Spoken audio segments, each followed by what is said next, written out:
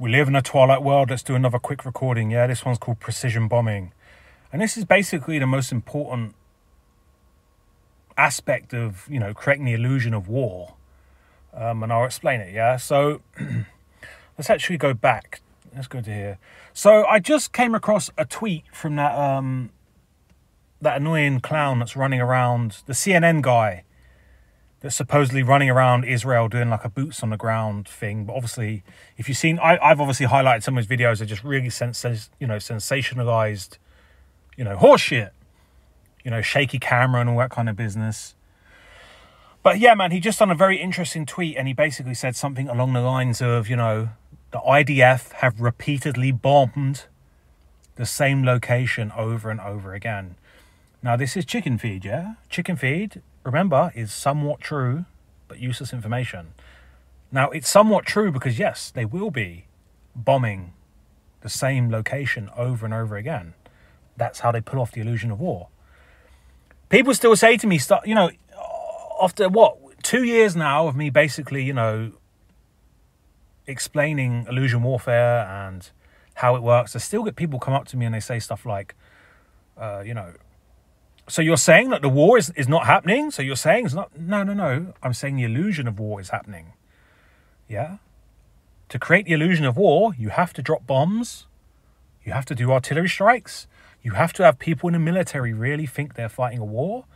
You have to have bombs going off very close to civilians, making them think that there's an enemy not too far away, okay? Yeah? For anyone that's new, listen to my content, you've got to get out of this whole it's real or it's fake kind of decisive thinking, okay? To create the illusion of this, that, and the other, you got to use real and fake blended together. Yeah? It's all about creating a false perception of reality. That's what an illusion is. Anyway, so look, let's just imagine, yeah, a generic city. Kiev, Gaza, New York, whatever. A populated area where people live. Right? This is a populated area. People genuinely live here. This building is full up with people living their lives, right? The hidden hand wants to create the illusion of war upon these people. Here's how they do it. They will call in precision airstrikes and precision artillery strikes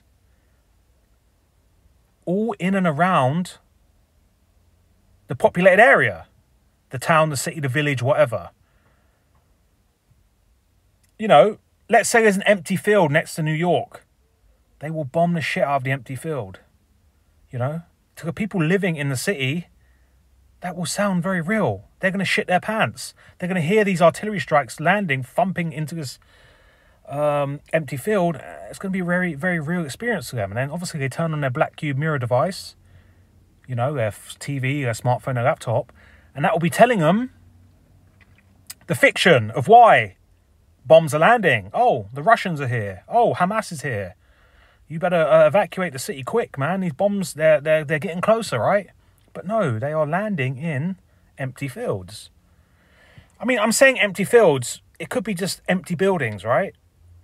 They could be really blatant and bomb this building here, but they wouldn't do it. The hidden hand does not kill. They will not do it until that building is empty. Once that building's empty, boom. Yeah, they'll flatten the building. Of course. And there's two ways it's happening, yeah? Either the 20th Legion, yeah, the XX Legion, the Ghost Legion, the League of Shadows, are flying their own fighter jets. Well, they've got very high-tech ghost ships, but either way, they're doing it and calling in and bombing empty buildings, empty fields. The Ghost Legion might quickly set up a artillery gun close by and do what they got to do. Equally, scenario 2, yeah?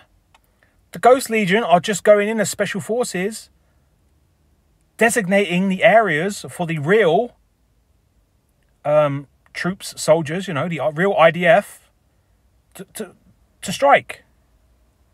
Got to remember, yeah? Let's say this is let's go with scenario 2, and this is a genuine Israeli pilot. This is a genuine Israeli artillery gunner crew. They don't, that, you know, these artillery rounds go up to what, 32 kilometers? They don't then go and check whether it's hit. Where they fire it is all called in by the radio operator. If it hits direct target, that's letting, you know, they are notified by this guy, the same guy that called it in. These guys have no idea where these artillery rounds are landing. Same with a pilot, yeah? He doesn't drop the bomb and then park his plane up and go and walk around to make sure he's hit the target. He merely flies in the sky. And when this guy puts the laser beam on a target, he pulls the trigger. That's it. His job is done. He's only got, what, 2 hours of fuel and he's back. Mission accomplished. As far as he's concerned, he's killed 30 Hamas fighters, okay? These guys have bombed a Hamas hideout. They've got no idea. I know people don't like hearing this because they've got friends and family in the military or their granddad was in World War II or whatever. The people in the military are getting hoaxed the most, yeah? For them, it's very real. For the people living in the city that has become the center of the hoax, for them, it's very real. They, you know, you get what I'm saying? Like, you know, they're going to be hearing the pounding of empty fields. It's going to be very scary for them. These guys who are, you know, loading the rounds in, you know, rapid fire, 5 rounds, quick, but they're going to be having sore backs. Sweat's going to be dripping off their head. Once they've fired them 5 rounds, they're going to have to clean up this, you know, the howitzer or artillery gun or field gun, whatever it is. They're going to have to clean it, maintain it. They might have to pack it up. They might have to move 7 kilometers back. They might have to, their teammates might have to set up a patrol going completely around to make sure that the enemy isn't going to hit them. For them, it's very real. Yeah, especially for these guys, 95% boredom. They're going to be sitting around in a forward operating base until the Special Forces guys, aka the Ghost Legion, call in the artillery, yeah? The double cross, yeah, the 20th Legion, the double cross, the XX, will be taking complete control of this war, like every war. And they'll be moving around the factions like pawns on a chessboard. Yeah? I hope this makes sense. Maybe later on I'll do a more in-depth video, but I just want to make a real quick one just to understand that, yeah, you know, how, the importance of bombing empty fields next to heavily populated areas, man. That is it. That's pretty much it when it comes to warfare. Now, is it possible that one of these Israeli fighters could go rogue and just accidentally drop the bomb, not where the Ghost Legion have said? Maybe, but I'm pretty sure the Ghost Legion,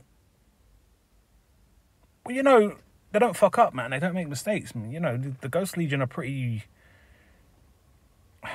masterful when it comes to this stuff, you know. We don't know, you know, let's get a bit woo-woo here. We don't know who the fuck the 20th Legion are. We don't know where they've come about. Okay, I can roughly understand that they're operating out of the British, you know, out of the, underneath the City of London, perhaps. They are kind of using the old British Empire, you know, network to have a main, you know, to basically jump in and out of every other military. They're obviously slipping in via NATO and whatever into the militaries around the world. But I don't, you know, they've been around since the Roman times, I believe, in my opinion. So, yeah, man, the Ghost Legion, they know what they're fucking doing, man. They've been hoaxing the false reality, the illusion warfare for a long time. Anyway, we live in a twilight world. There are no friends at dusk.